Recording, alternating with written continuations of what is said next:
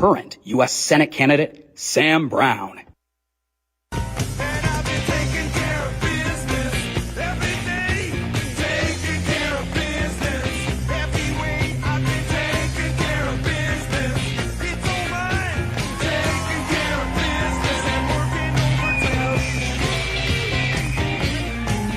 All right, Nevada, are we ready?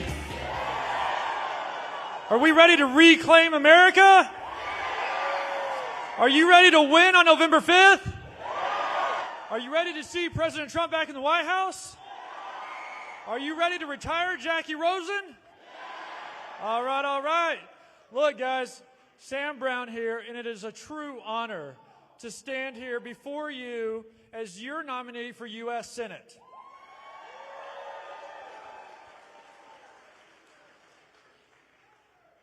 But I'm not just a nominee for U.S. Senate. I am also a soldier, a husband, a father. 6 years ago today, I was working in an Amazon fulfillment center.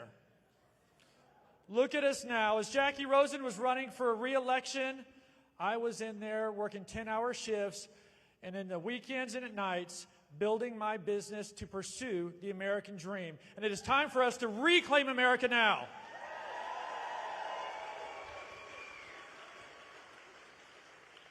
All right, Nevada, and here's the deal. I've seen leadership on the battlefield. I've seen leadership in the private sector. I have seen leadership in politics. And let me tell you, there is only one person I know who can bring together such a wide range of people for one great mission. And that is Donald J. Trump.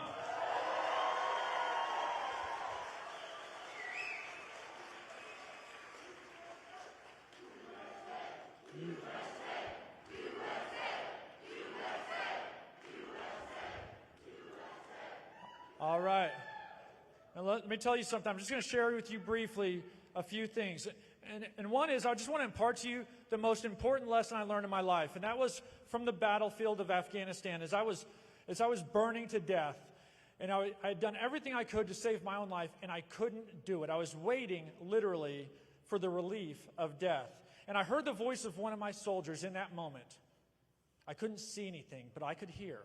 And I heard him scream out to me, "Sir, I've got you. Sir, I've got you." And it gave me a spark of hope. But guys, sometimes words just are not enough. It requires action. And that day, this young infantryman named Kevin Jensen came rushing to me, having already been wounded himself, and began to smother those flames and literally saved my life. And thank God for Kevin Jensen that day. Thank God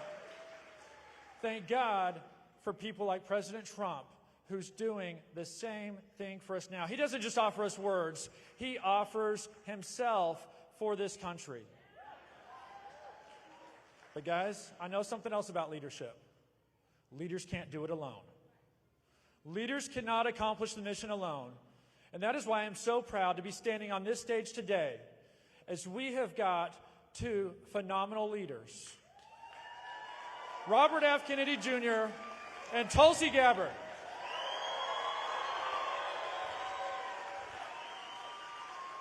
We all know something about working against the establishment, working against the machine that wants to keep Americans, hardworking people, people who've done the right thing their entire life, and just keep us down and make sure that the elites get to make all those decisions. Am I right?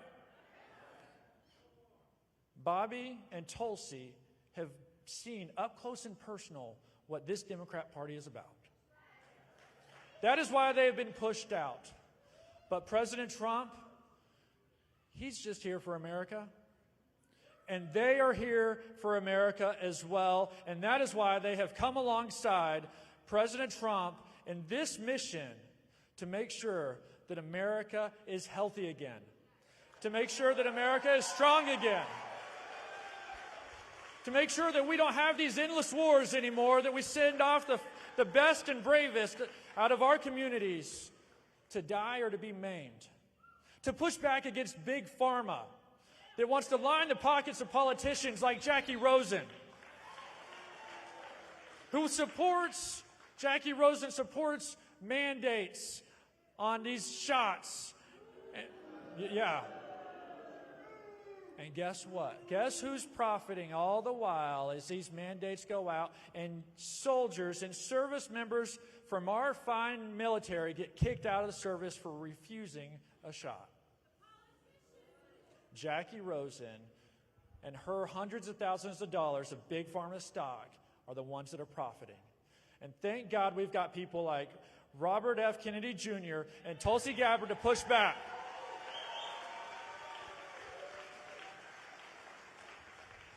So Nevada, it's an honor to stand here before you today. As someone who has pursued the American dream, as someone who, the leadership that starts at the home, and in fact, I've got my oldest son here with me tonight, Roman, down here at the front. I'm just so proud of him. 4 years ago, he was knocking doors with me, and now he's out here on the campaign trail with me for U.S. Senate. But this is about leadership. Leadership matters. I'm honored to stand here. I know that we're going to get President Trump elected.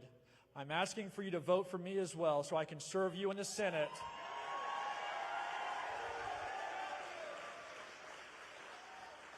And with that, it's time for me to introduce a warrior, a leader, a man who has been in this fight longer than any other state party chairman across this country, the fearless Michael McDonald, chairman of the Nevada Republican Party.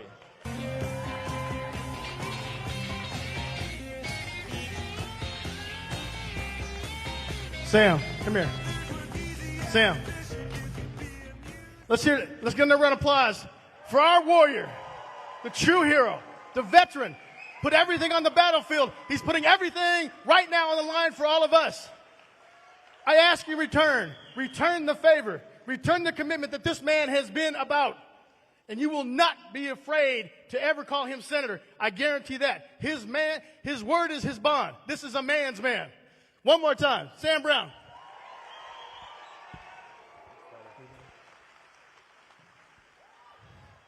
True fighter, true veteran, true hero.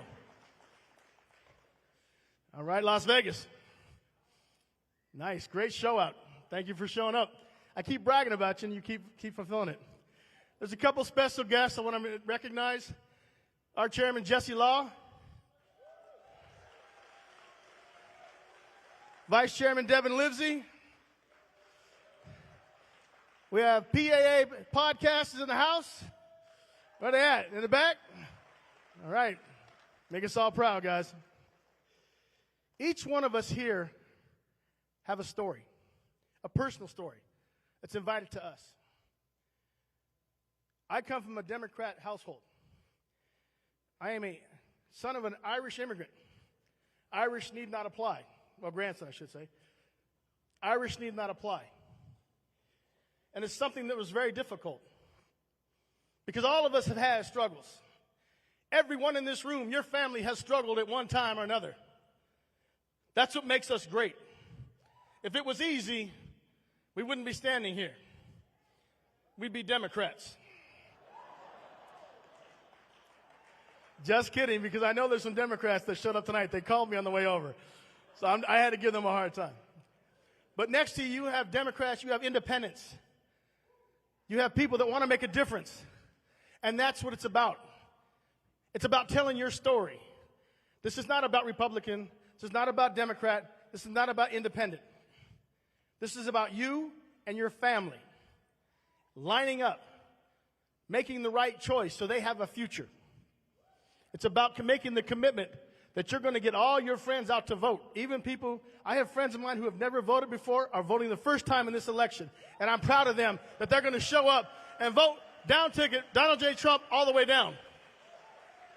Because they can no longer afford to buy meals for their family. They can no longer afford to put gas in their cars. They're no longer buying the rhetoric that's being portrayed by Kamala Harris. It's easy to say the words. It's tough to follow up in your actions. That's the difference. She can't hide from her words. She cannot hide from her actions. She's already committed those. Now she wants to adopt Donald J. Trump's policies during a debate,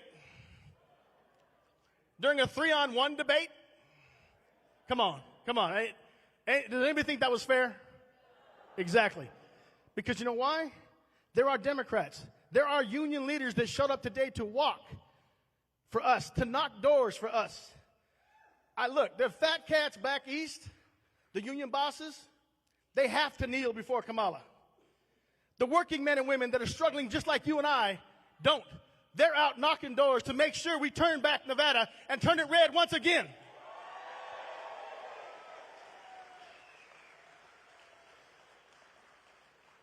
Like I started off, each one of us have a personal story. I am very, very close to my family. My mom and dad were my life. When I was raised Irish Catholic, I'm a very devout Catholic. I go to church for me, not because of anybody else. I need it. I go to church every day. But in our household, being Irish Catholic, you had a picture of the Pope, and you had a picture of John F. Kennedy and Robert F. Kennedy.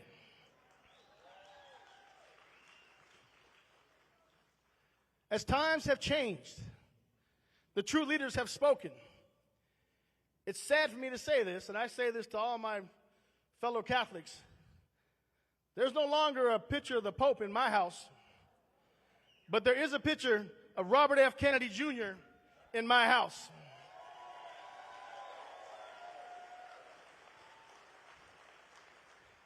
He comes from Democrat royalty, and for him to have the guts, and Tulsi Gabbard to have the guts and the courage to stand up and say, enough is enough. I'm no longer going to hide behind the message. Someone has to do something, and it starts behind them. And all of us line up and say, let's take back Nevada. Let's take back America. Let's elect Donald J. Trump, and let's get this thing rolling. God bless you.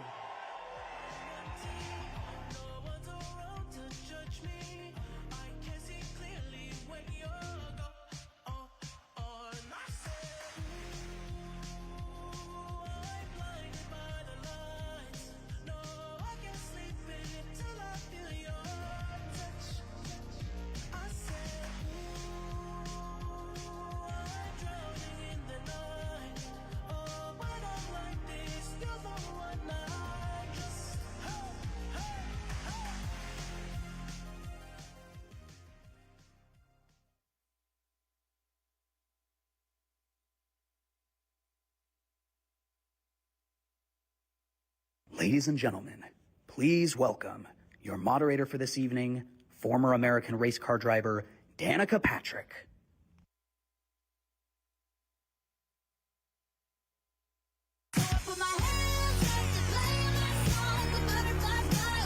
Oh, welcome to the Reclaim America Tour.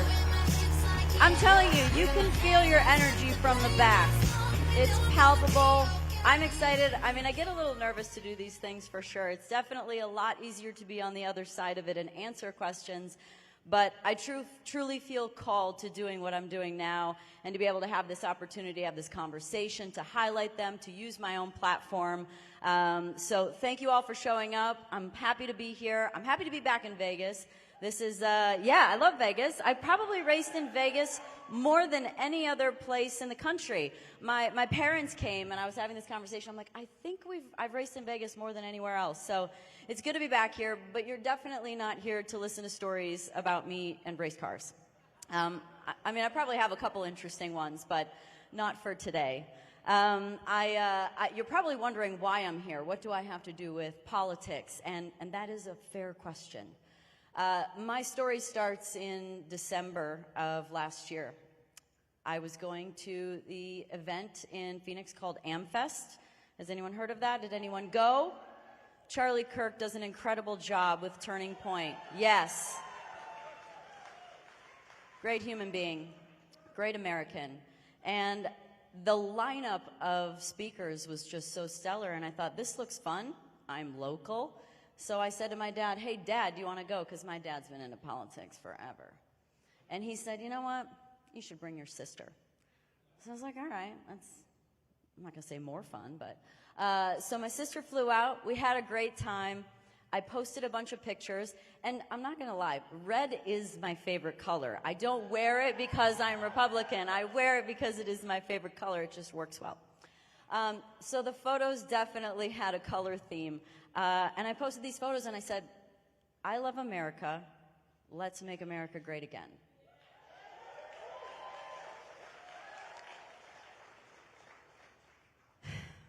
People didn't like that. People looked at me like I was like some radical right-wing MAGA, right? Like MAGA's got this awful connotation to so many people. And you know what? All it did was light a fire. I was like, I will not be judged to live in America, be an American, be a proud American, say I love America, and want to make America great again. I won't be judged for it. In fact, instead of quieting down, I'm going to get louder.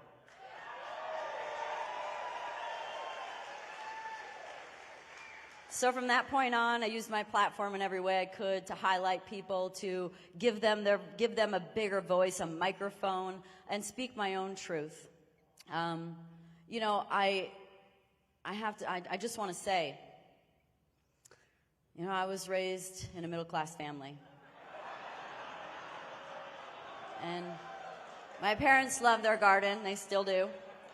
It's beautiful.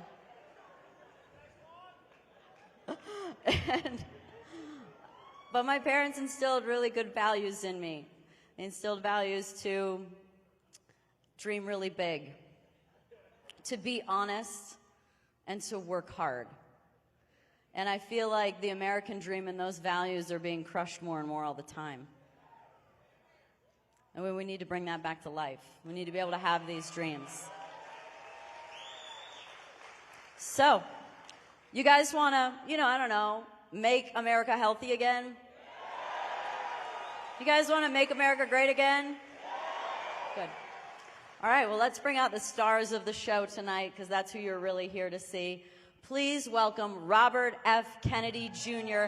and former Representative Tulsi Gabbard. Devil without a cause, and I'm back with the beaver hats and Ben Davis slacks. 30-pack of stroll, 30-pack of hoe. No Rogaine in the propane flows. The chosen one, half the living proof. With the gift of gas from the city of truth. I jabbed and stabbed and knocked critics back. And I did not stutter when I said that. I'm going platinum, selling rhymes. I went platinum 7 times. And still they're ill and wanna see us rise. I guess because only God knows why.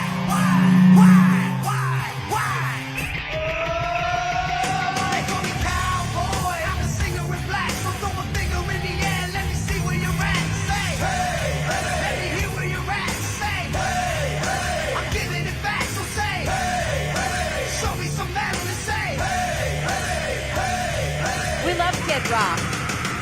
We love Kid Rock. I like the AC/DC and CZ Top.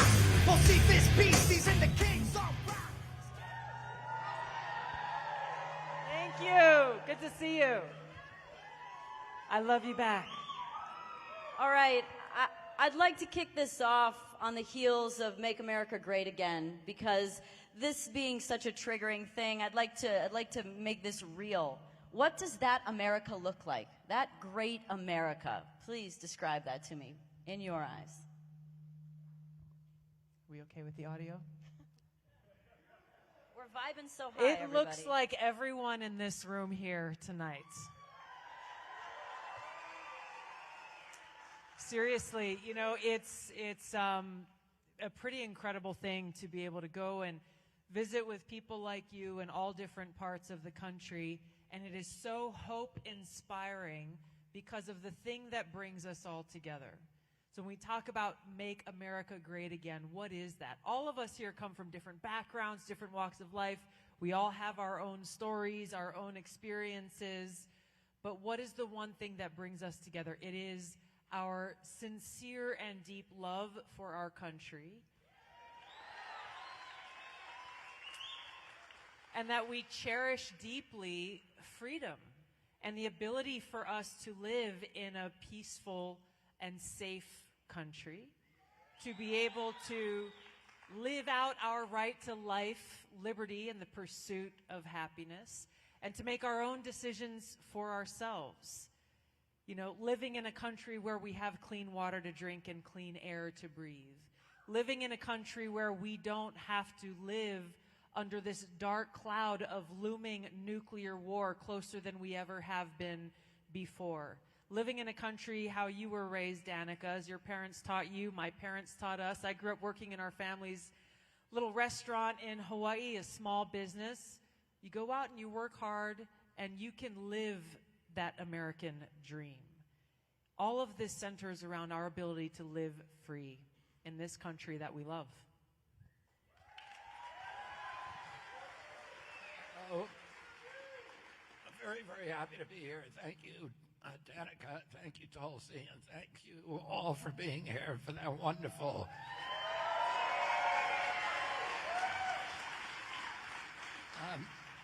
I came out of the Democratic Party, and in 2016, I shared the impression that many Democrats have about what MAGA actually meant, that it was vaguely racist, that it was intolerant, that it was isolationist, and that it was about making the rich richer.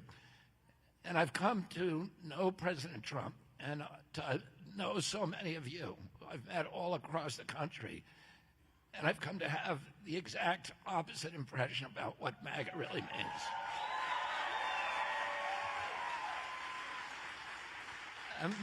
Making America Great Again is about returning to the 1960s when my uncle was president, when America was the wealthiest country in the world. We owned half the wealth in the world. We had a booming middle class that was unlike anything that had been created in any nation, existed in any nation in history. It became the greatest economic engine in the history of mankind. We had, if you lived in this country, there was a promise to you that if you worked hard, if you played by the rules, you could purchase a home, that you could raise a family, that you could take vacations, that you could put something aside for your retirement. We were a moral authority across the globe. We were resisting the military-industrial complex. My uncle kept all American soldiers out of war. He never sent a combat troop abroad to die or to fight. And he said that he didn't want people in other countries, in Africa and Latin America and Asia, children in those countries, if they heard about the United States of America, to think of a man with a gun. He wanted them to think of a Peace Corps volunteer. He wanted them to think of the Alliance for Progress, USAID, the Kennedy Milk Program, these programs in which the U.S. projected economic power abroad rather than military power, where we were raising up, we were end-running the oligarchies, the military juntas in those countries, and we were helping the poor in those countries to lift themselves up and create their own middle class, which is the only basis for a stable democracy. My uncle said that the primary job of a president of the United States was to keep our country out of war. And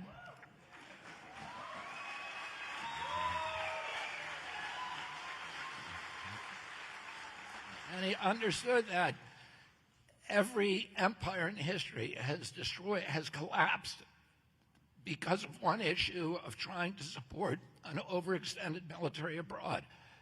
At our extension of our military and all these forever wars has not strengthened our country. It has made us weaker. It's made Americans less safe all over the world and less secure and poorer at home. And because of those programs and those commitments, there are now more statues to John Kennedy, more boulevards named after him, more avenues, more schools and universities and hospitals in Africa, Asia, and Latin America. than any other president of the United States, and more probably than all the other presidents combined. And that was a strong foreign policy. We were addressing the places, the civil rights and other issues in which our country had fallen short of its ideals. So there wasn't a desire to cover those things up. There was a desire to remedy them, to make our country live up to our ideals. And that's the vision that I've come to know Donald Trump and personally, and you push beyond all the defamations and the pejoratives and the image that has been created about him in the American press, and the same thing was done to me.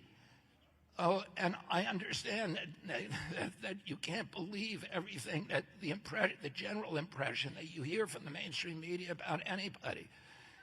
And the more that